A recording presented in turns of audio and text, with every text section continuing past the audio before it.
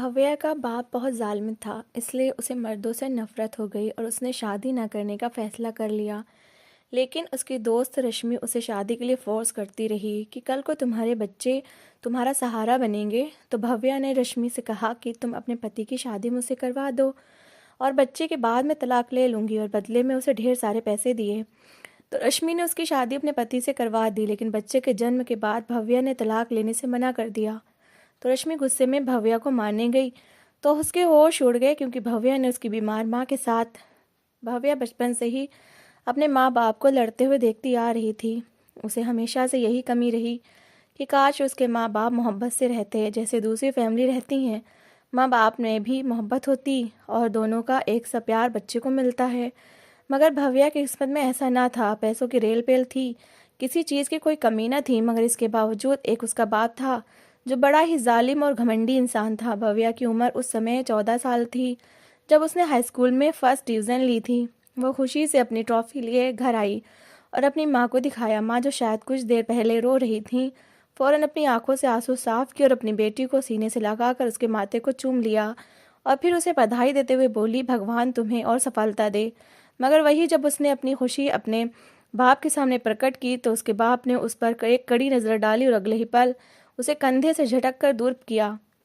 वो अपना बैलेंस संभाल न सकी और वहीं फर्श पर गिर गई। वो कहने लगे कि कौन सा पहाड़ तोड़ दिया है तुमने, नंबर ही अच्छे लिए हैं ना, अब हटो मेरे रास्ते से।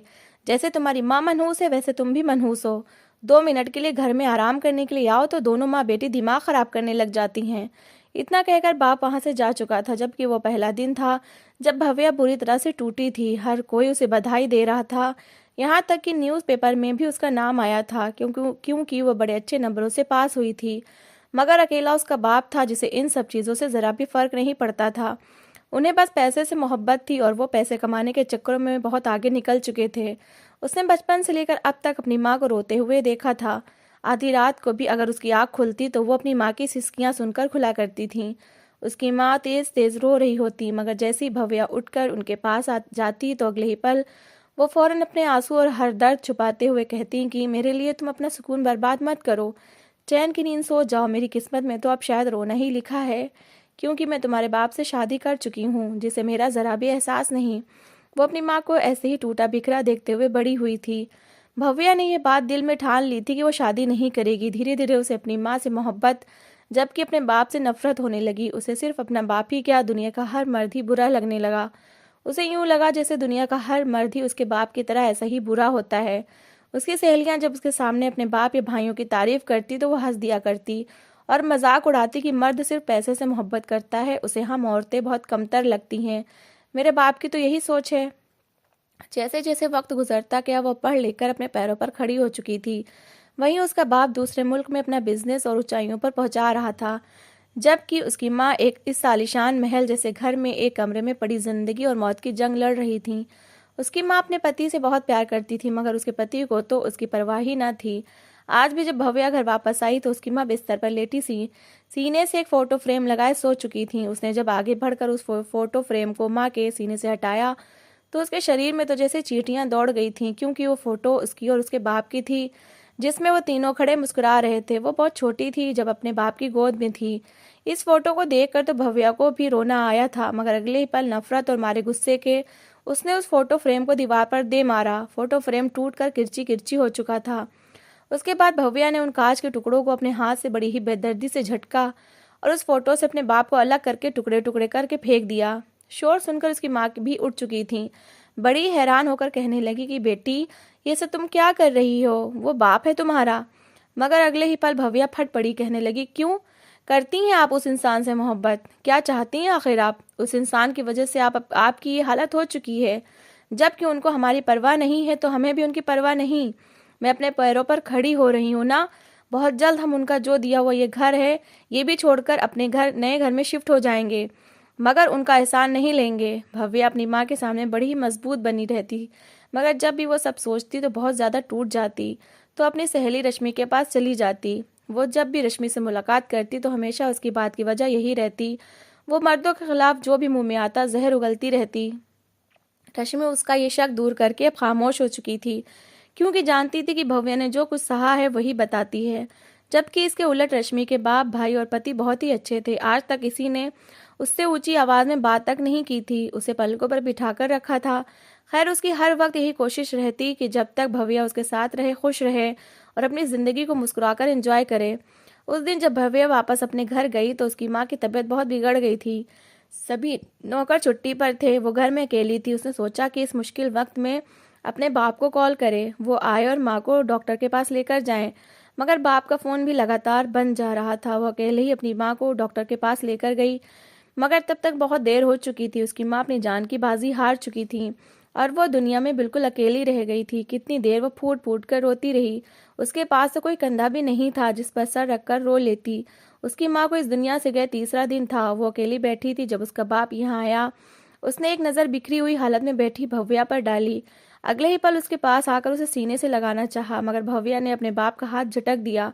कहने लगी कि खबरदार, आप मेरे पास भी आए तो आपकी वजह से आज मेरी माँ मरी हैं। वो आपकी याद में तड़प तड़प कर मर गईं और अब आप 3 दिन बाद मुझे कौन सी तसल्ली देने आए हैं।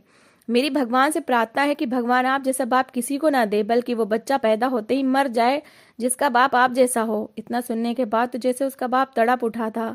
बौखला कर उसे देखने लगा और कहा कि तुम क्या बोल रही हो। मगर भव्या चुप नहीं हुई। उसके मुंह में जो आया वो अपने बाप को सुनाती चली गई। यही कहती रही कि मुझे आपसे बहुत नफरत है, काश आप मेरे बाप ना होते। उसका बाप तो जैसे हिल कर रह चुका था, उसको वहीं छोड़कर वहां से चला गया। अब वो इस घर में अकेली रहने लगी थी। जब कुछ समय बाद उसे ये बात पता चली कि उसका बाप हार्ट अटैक से मर चुका है। बाप की मौत की खबर सुनकर उसे एक बार भी कोई दुख नहीं हुआ था, बल्कि उसे अपने बाप से इतनी नफरत थी कि उसने एक बार भी अपने बाप के लिए दिल में दुख महसूस नहीं किया। वो अकेली रह गई थी। उसके बाप की सारी जायदाद अब उसके नाम हो चुकी थी। भव्या के बाप की एक बिल्डिंग थी जिसमें 15 फ्लैट्स थे और उन सब का रेंट भव्या को मिल रहा था। इसके बावजूद वो एक बिजनेस वोमेन थी, एक अच्छी कंपनी में जॉब करती थी। उसे किसी भी तरह की कोई परेशानी ना थी, मगर इसके बावजूद सारी आसाइशें और पैसे होने के बाद भी वो अकेली थी। सिवाय उसकी दोस्त रश्मि के और कुछ भी नहीं था। एक बार वो फिर अपनी दोस्त से मिली और बैठी बातों में बिजी हो गई। वो एक बार फिर मर्दों को बुरा भला कह रही थी, उससे नफरत का इजहार कर रही थी, मगर अब रश्मि से बर्दाश्त नहीं हुआ। वो कहने लगी कि तुम क्यों गलत सोचती हो, दुनिया का हर मर्द तो ऐसा नहीं होता। ज़रूरी नहीं कि तुम्हारा बाप जालिम था, तुम्हारी माँ पर उन्होंने बहुत जुल्म किए, उन्हें मारा पीटा, उनकी बेइज्जती की, तो दुनिया का हर मर्द ही ऐसा होगा। मेरा पति तो ऐसा नहीं है, और अगर मैं कहूँ कि दुनिया के सब मर्दों से अच्छा है और मेरे लिए वफादार है तो ये बात झूठी नहीं होगी। रश्मि की ये बात सुनकर भव्या रोने लगी। कहने लगी कि तुम नहीं जानती मैंने अपनी माँ को किन किन मुसीबतों से गुजरते हुए देखा है। उन मुसीबतों से उनकी गुजरते हुए देखने के बाद मुझे तो नहीं लगता कि मैं अब किसी भी मर्द पर यकीन कर पाऊंगी। रश्मि एक बार फिर उसके कंधे पर हाथ रखकर बोली कि तुम शादी के लायक हो चुकी हो, इसलिए बेहतर है कि शादी करो, किसी को अपनी ज़िंदगी में शामिल करो। उसके साथ रहोगी तो तुम्हें मर्दों पर यकीन आने लगेगा। मगर भव्या नहीं में सर हिलाकर बोली कि नामुमकिन, वो इंसान भी मेरे साथ वही करेगा जो मेरी माँ के साथ किया गया। मगर अगले ही पल जो बात रश्मि ने की वो भव्या को चुप करवा चुकी थी। रश्मि कहने लगी कि बेशक पति और बाप ऐसे हो सकते हैं, मगर एक बेटा कभी भी अपनी माँ के लिए बुरा नहीं होगा, पर शर्त यह है कि माँ उसकी परवरिश बहुत ही अच्छी तरीके से करे। तुम शादी करो, कल को तुम्हारे बच्चे होंगे तो तुम अपने बच्चों की परवरिश बिल्कुल वैसे ही करना कि वो ना सिर्फ तुम्हारी इज्जत करें बल्कि अपने साथ जुड़े मर्द और औरत सबकी इज्जत ऐसी ही इज्जत करें। ये बात भव्या के दिल में घर कर चुकी थी। उसे अपने दोस्त की सलाह पसंद आई थी। वो दिल ही दिल में कई बातें सोचने लगी। उसका दिल चाहा कि उसके भी बच्चे हों, उसकी भी औलाद हो, बेटा हो या बेटी, जिसके साथ अपनी ज़िंदगी को आगे बढ़ाए, क्योंकि अब और अकेले रहना उसके लिए मुश्किल था। वो एक बार फिर अपनी दोस्त के पास गई और उससे कहने लगी कि तुम्हें मेरी ये बात बड़ी अजीब लगेगी, मगर मैं चाहती हूँ कि मेरी औलाद भी हो, मगर मैं शादी भी ना करूँ। उसकी बात पर रश्मि की हंसी गूंजी थी। वो कहने लगी कि तुम्हारा दिमाग ठिकाने पर तो है, शादी के बगैर औलाद कैसे हो सकती है। ये बात सुनकर भव्या मुस्कुराई और कहने लगी कि मैं चाहती हूँ कि तुम मेरी शादी अपने पति से करवा दो। मुझे तुम्हारे पति से कोई मतलब नहीं, मैं सिर्फ और सिर्फ औलाद चाहती हूँ। मुझे मेरी औलाद मिल गई तो मैं तुम्हारे पति से तलाक ले लूंगी। ये बात सुनकर तो रश्मि के चेहरे से सारी मुस्कुराहट गायब हो गई थी। उसका चेहरा तो गुस्से से तमतमा उठा था। वो भव्या से लड़ने लगी, मगर भव्या बोली कि अगर तुम मेरी शादी अपने पति से करवा दोगी तो मैं बदले में तुम्हें पैसे दूंगी। हर महीने मैं तुम लोगों को रकम दूंगी, जिससे तुम्हारे हालात भी अच्छे हो जाएंगे। यकीन मानो, मुझे तुम्हारे पति से कोई मतलब नहीं है। मैं सिर्फ और सिर्फ औलाद चाहती हूँ जो मेरा सहारा बने और मेरे साथ हो। मैं उसे ऐसा इंसान बनाऊं कि जैसा मैं अपनी ज़िंदगी में चाहती थी। उस वक्त भव्या वहाँ से चली गई। भव्या के मुकाबले में वो कोई ख़ास अमीर ना थी। उसके पति पर उधार का बोझ था। ऊपर से दिन ब दिन बढ़ती महंगाई की वजह से वो जो भी कमा रहा था वो सब खर्च हो जाता था।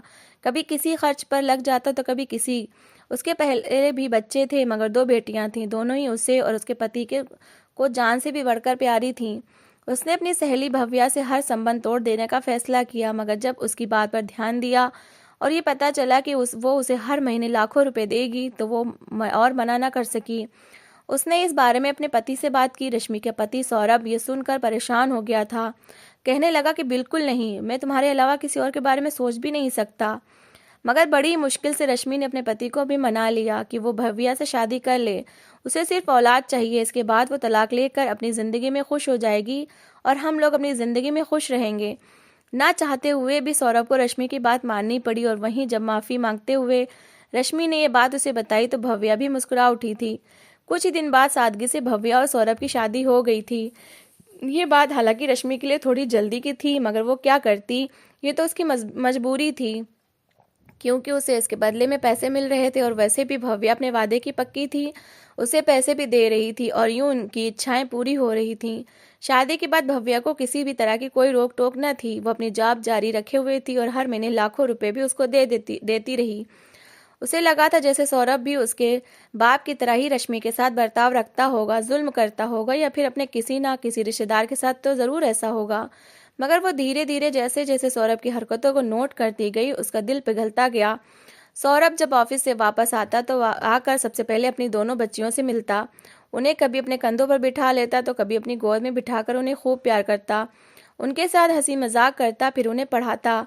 वहीं अपनी पत्नी का भी ख्याल रखता, उससे उसकी डेली की रूटीन का पूछता, और वो एक तरफ बैठी ये सब कुछ देखती रहती। शुरू शुरू में तो सौरभ भी भव्य से कटकर ही रहा, मगर क्योंकि शादी का मकसद ही सिर्फ और सिर्फ औलाद हासिल करना था, इसलिए धीरे धीरे दोनों के बीच के फासले मिटते चले गए। सौरभ का मीठा लहजा देखकर तो भव्या भी थोड़ी बहुत बदलती चली जा रही थी। उसे दिल ही दिल में सौरभ के लिए एक मीठा एहसास जागने लगा था। उसे लगता था जैसे वाकई रश्मि ठीक कहती थी कि दुनिया का हर मर्द एक जैसा नहीं होता। कुछ महीने बाद ही खुशखबरी मिली कि भव्या माँ बनने वाली है। ये खबर रश्मि ने बड़े ही धैर्य से सुनी थी। खैर, ये बात तो पहले से ही तय थी, इसलिए वो गहरी सांस लेकर रह गई कि बस कुछ महीने बाद जैसे ही बच्चा या बच्चे का जन्म होगा, उसका पति एक बार फिर उसका हो जाएगा। वहीं जब ये बात सौरभ को पता चली तो वो खुद बखुद ही भव्या के साथ वक्त बिताने लगा। उसके साथ हंसी मजाक करता, उसका ख्याल रखता, उसके लिए बाहर से चीज़ें लाता। जो चीज़ वो अपनी पत्नी रश्मि के लिए लाता वही भव्या के लिए भी लेकर आता। अपने बच्चों के साथ साथ आने वाले बच्चे का भी पूरा ख्याल रखता। सौरभ का इतना ख्याल और मोहब्बत देखकर तो जैसे भव्या उसे प्यार करने लगी थी। उसे वाकई अपनी इस दोस्त की बात ठीक लगने लगी थी कि दुनिया का हर मर्द एक जैसा नहीं होता। उसका बाप अगर बुरा था तो ज़रूरी तो नहीं कि उसका पति भी ऐसा ही हो। मगर एक बात जो उसे परेशान कर देती थी वो ये थी कि उसने अपनी दोस्त से वादा किया था कि वो सौरभ के साथ हर हाल में तलाक ले लेगी। कुछ महीने बाद भव्या ने एक बेटे को जन्म दिया था। बेटे को पाकर वो बहुत खुश थी। जब ये खबर सौरभ को मिली कि वो एक बेटे का बाप बन चुका है, तो उसकी खुशी की कोई सीमा न रही। उसके दिल में भव्या और अपने बच्चे का प्यार और बढ़ चुका था। वहीं ये बात कहीं न कहीं रश्मि के गले में फंस चुकी थी। कहीं बेटे के जन्म के बाद सौरभ बदल न जाए। भव्या को पूरी तरह आराम चाहिए था।